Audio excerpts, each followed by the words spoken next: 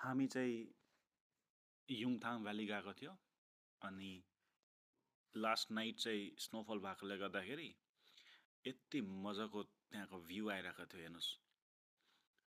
Actually त्यहाँनिर जुन चाहिँ फुलहरू फुलेको छ भनेर हामी सोचेको थियो, तर फुलहरू चाहिँ हामीले देख्नु पाएन।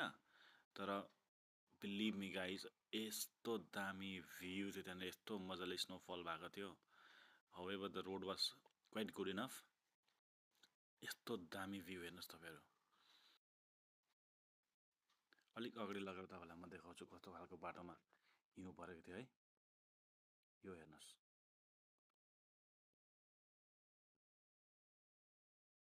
यति मजाको view. Yumthang valley definitely it's heaven on अर्थ।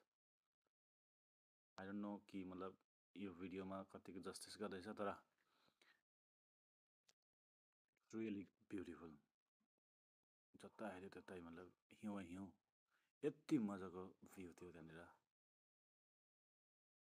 यहाँनिर चाहिँ पुरा फुलहरू फुलेको हुन्थ्यो अरे, तर आज चाहिँ थिएन। पुरा यहाँनिर भ्यालीमा पुरा स्नो मतलब हिउँले कभर गरेको छ है। Just beautiful. So I recommend all of you एकपल्ट चाहिँ पक्का जानुहोस् त्यहाँनिर। It's definitely heaven on earth. Thank you.